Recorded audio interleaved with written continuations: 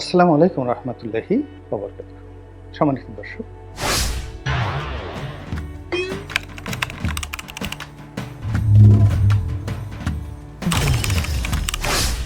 Doctor Mohammad ইউনূসের নেতৃত্বাধীন যে অন্তর্বর্তীকালীন সরকার স্বস্তিতে নেই।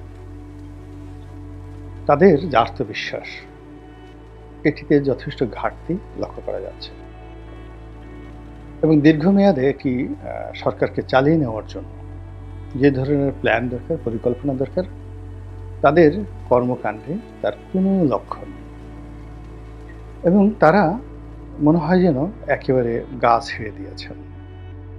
সেই যে বিখ্যাত গান, মন মাঝি তোর বৈঠা নেড়ে আমি আর বাইতে পারলাম না।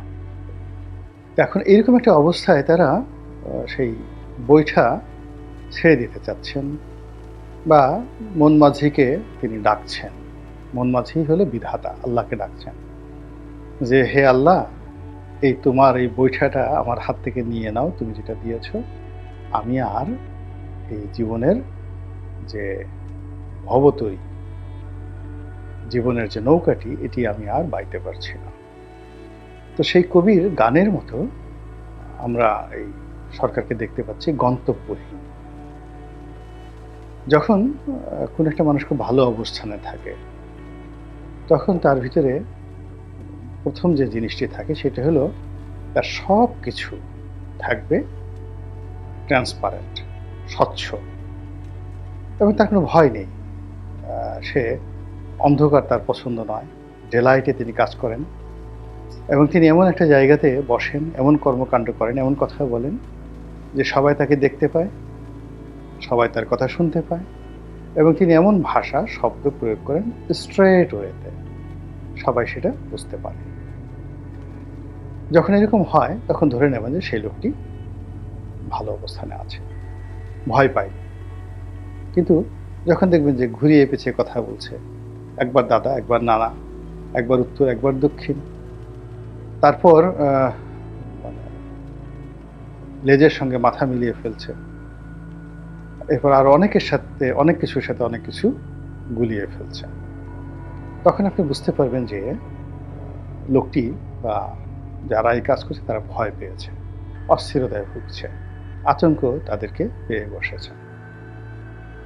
এবং যখনই মানুষ পথ হারিয়ে ফেলে, আপনি ধরেন ঢাকা থেকে চট্টগ্রামে যাবেন, গভীর রজনী, কিন্তু যে কোনো কারণে আপনি পথ হারিয়ে ফেলেছেন, তো সেই রজনীর যে অন্ধকার, সেই অন্ধকার আপনাকে আঁকড়ে ধরেছে, প্রচণ্ড শীত, তো আপনি রাজপথ ছেড়ে সেই বিলের মধ্যে ঢুকেছেন।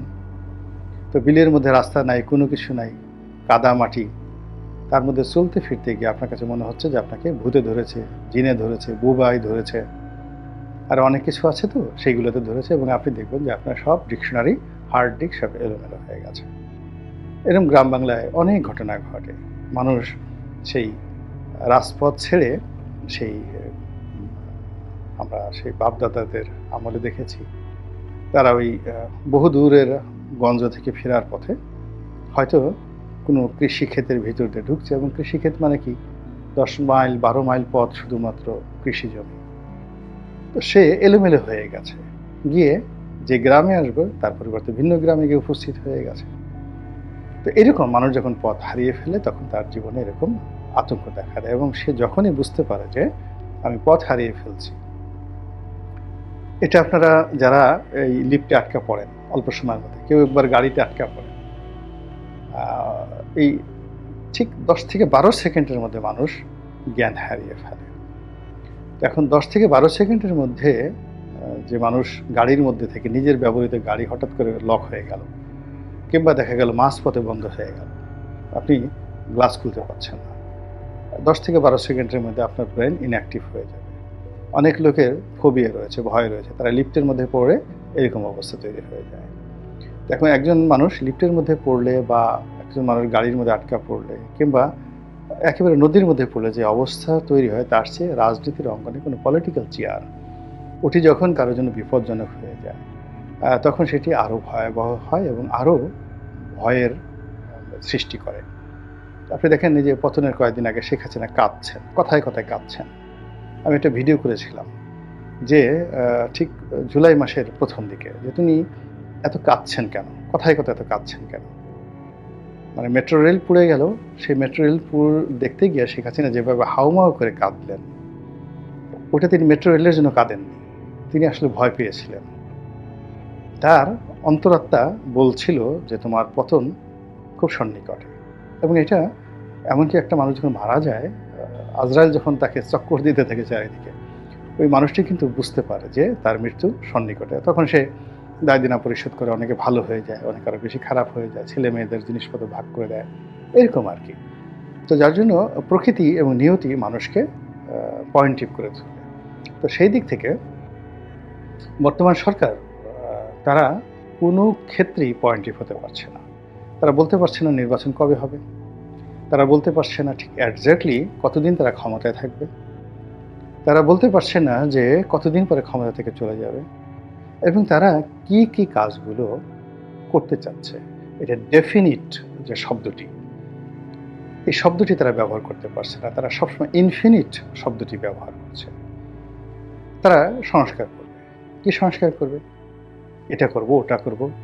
আমের সঙ্গে দুধ মাখাবো, ঘি খাবো, পোলাও খাবো, মাখন খাবো। এরকম হাজারো সংস্কার।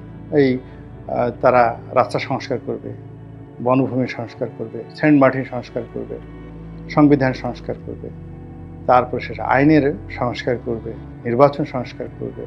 এরকম হাজারো, মানে কেবলই মাত্র তাদের যে অধিক্ষেত্র, কর্মক্ষেত্র তারা এলোমেলোভাবে বাড়িয়ে চলছে।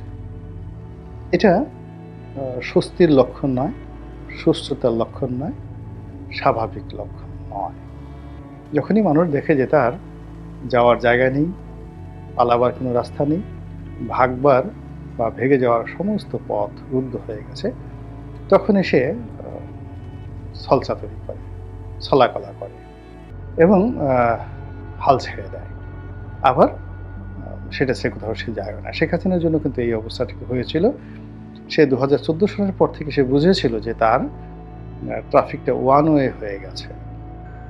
ফলে একেবারে শেষ সময় পর্যন্ত সে যে ফ্যাসিস্ট আচরণগুলো করেছে, এই আচরণগুলো করেছে তার মূল কারণ হলো তার পালানোর কোনো জায়গা ছিল না, সমাধানের কোনো পথ তিনি রাখেননি, নেগোসিয়েশনের কোনো পথ রাখেননি এবং তাকে যে লোকজন বিশ্বাস করবে, ট্রাস্ট করবে, ভালোবাসবে, সেই ভালোবাসার জায়গাগুলো ধীরে, ধীরে, ধীরে, ধীরে তিনি বন্ধ করে দিয়ে আসছিলেন।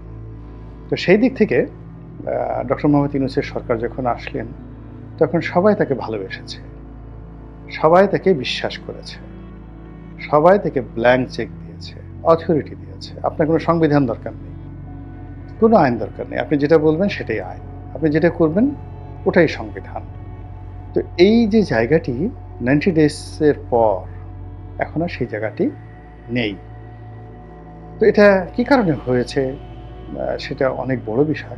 প্রথম হলো যে প্রকৃতি প্রদত্ত এই যে 90 ডেজ, এই 90 ডেজ অন্তর্বর্তীকালীন সরকারের প্রধান ডক্টর ইউনূস এবং তার যারা সহকর্মী রয়েছেন তারা ম্যাটিকুলাসলি ব্যবহার করতে পারেন। এখানে কিন্তু দুটো শব্দ রয়েছে। ডক্টর মোহাম্মদ ইউনূস উনি ইকোনমিক্স পড়েছেন, ইকোনমিক্সের টিচার।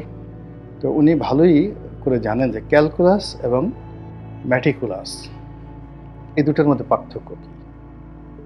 মানে আপনি যদি কোনো একটা জিনিস গণনা করেন, ক্যালকুলেটিভের জাস্ট লাইক এ ক্যালকুলেটর গণনা করেন, এটাকে ক্যালকুলাস বলা হয়।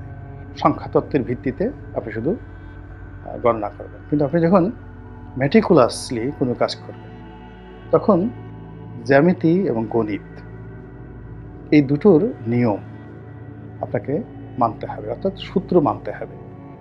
এ প্লাস বি হোল স্কয়ার, আপনি যদি যাকে বলা হয় পাটিগণিত করেন, বীজগণিত করেন, যোগ করেন, বিয়োগ করেন, সব কিছুর কিন্তু একটা নিয়ম আছে, ম্যাটিকুলাস আছে। এই অঙ্কের যে সূত্রগুলো অনুযায়ী যদি আপনি কোনো কাজ করেন সেটাকে বলা হয় ম্যাটিকুলাস। আর আপনার কোনো কথা না বলতেন, আপনি শুধু গণনা করলেন, ক্যালকুলাস ১, ২, ৩, ৪, ৫ এরকম। তো যেটা বলছিলাম, এই যে তার এই 90 ডেজ আল্লাহ প্রদত্ত যে 90 ডেজ, এই 90 ডেজ যদি তিনি ম্যাটিকুলাসলি ব্যবহার করতে পারতেন, তাহলে আজকের যে পরিণতি, সেই পরিণতিটা হতো একেবারে রিভার্স, সম্পূর্ণ ভিন্ন একটা পরিবেশ পরিস্থিতি তৈরি হতো। এবং তিনি কেবলমাত্র বাংলাদেশ না, বিশ্বের জন্য একটা রোল মডেলে পরিণত হতে পারতেন, কিন্তু তিনি সেটা করেন না করে এখন এই যে কে বুদ্ধি দিয়েছে তাকে বলতে পারবো না, এটা সংস্কার করতে হবে, ওটা করতে হবে, মানুষ অধৈর্য হয়ে পড়েছে।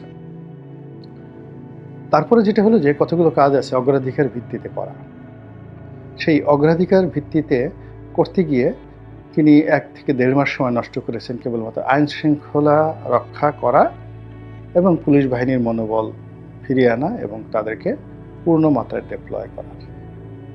ফলে কি হচ্ছে, এই পুরো আইন শৃঙ্খলাটা এমনভাবে ডেটোরিয়েট করেছে, পুলিশ এমনভাবে বিশৃঙ্খলা হয়ে পড়েছে যে এগুলোকে শৃঙ্খলাবদ্ধ করা এখন আর সম্ভব হচ্ছে না।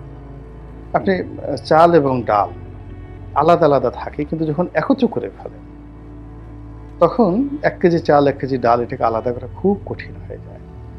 আবার ওটাকে যদি সেদ্ধ করে আপনি খিচুড়ি বানিয়ে ফেলেন, আপনি তো আলাদাই করতে পারবেন না, ঝোল হয়ে যাবে।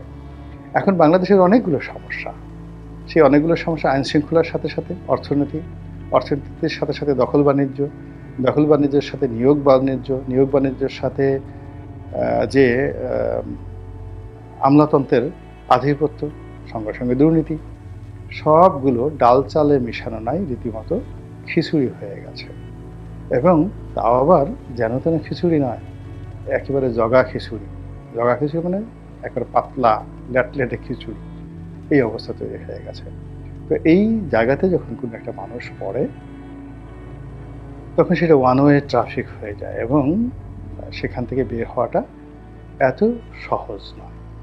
এবং এই জিনিসটির কারণে কি হচ্ছে, সরকারি যারা কর্তা ব্যক্তি রয়েছে তাদের মধ্যে অস্থিরতা দেখা যাচ্ছে, আতঙ্ক দেখা যাচ্ছে, তারা যে ভয় পেয়েছে বোঝা যাচ্ছে, তাদের কথাবার্তা এলোমেলো হয়ে যাচ্ছে এবং সেই এলোমেলো কথাবার্তা থেকেই তারা একটার পর একটা গোজামিল দেওয়া এলোমেলো কাজ করে যাচ্ছে। যেমন তাদের অনেক কর্মকাণ্ডকে যাকে বলা হয় আইনি বৈধতা দেওয়ার জন্য তারা ইন্ডিমিনিটি মানে একটা অর্ডিন্যান্স, এরকম একটা নতুন ইন্ডিমিনিটি অর্ডিন্যান্স তারা জারি করার আলটিমেটলি জারি করেছেন এবং আরও কিছু সেই ইন্ডিমিনিটির সাথে যুক্ত করে, যেমন এই সরকারের কোনো কাজ নিয়ে প্রশ্ন করা যাবে না, এই সরকারের বৈধতা নিয়ে কোনো প্রশ্ন করা যাবে না, ইত্যাদি বিষয়গুলো ইনক্লুড করে একটা বৃহৎ আকৃতির ইন্ডিমিনিটির প্যান্ডোরার বাক্স বানানোর জন্য তারা চেষ্টা করছেন। সবই কিন্তু ভয় থেকে। আর তারা যদি জাস্টিস হাবিবুর রহমানের মতো, জাস্টিস লতিফুর রহমানের মতো, কিংবা যাকে বলা হয় বিচারপতি বা জাস্টিস শাহাবুদ্দিন সাহেবের মতো যদি সাহসী হতেন, সৎ হতেন এবং